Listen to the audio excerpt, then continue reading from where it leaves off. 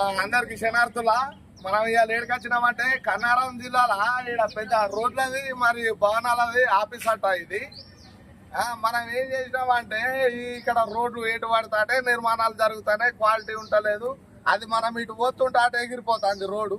Sir మరి ఇది ఏంటిది పరిస్థితి అంటే ఇక్కడ పెద్ద సారు ఉంటాడు ఈ అట ఆయన పేరు చెప్పమంటే ఆఫీస్ వాళ్ళు కూడా భయపడతారు ఆయన పేరు చెప్పడానికి. అంటే ఆయన ఎంత నియంత అయితే ఎంత నియంతృత్వ పాలన ఉంటే ఆయన పేరు చెప్పడానికి కూడా ఆఫీస్ వాళ్ళు భయపడతారో మీరు అర్థం చేసుకోవచ్చు. మాతోటి కూడా ఎట్లా మాట్లాడిండు అనేది మీరు ముందట ఇందూరు గాని ఇగో గిది మీరు ముందట ఇందూరు గాని మీరు ముందట ఇందూరు గాని మీరు ముందట ఇందూరు గాని మీరు ముందట ఇందూరు గాని మీరు ముందట ఇందూరు గాని మీరు ముందట ఇందూరు గాని మీరు ముందట ఇందూరు గాని మీరు ముందట ఇందూరు గాని ఎట్టున్నాడంటే ప్రజాసేవకుడు కాదు, ఎంతసేపు కాంట్రాక్టర్ల కొమ్ము కాసేటోడు. రాజకీయ నాయకుల అడుగులకు మడుగులతే ఇట్లాంటి అధికారులు ఉన్న తర్వాత మనము ఏం అభివృద్ధి సాధిస్తాం? ఇదేంటి ప్రజాస్వామ్య దేశమా లేకుంటే నియంతృత్వ దేశమా అనేది మీరు కొద్దిగా ఆలోచించుకోర్రి. ఇగో గిదమా ముచ్చట.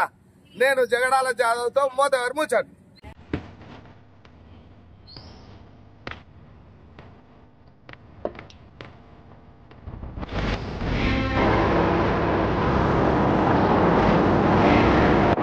నమస్కారం.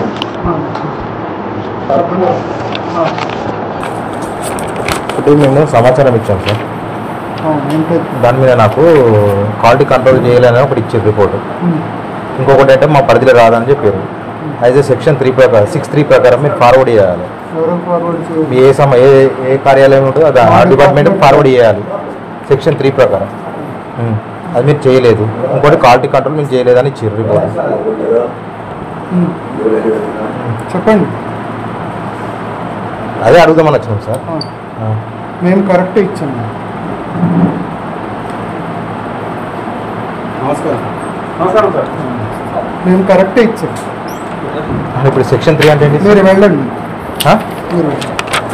నమస్కారం.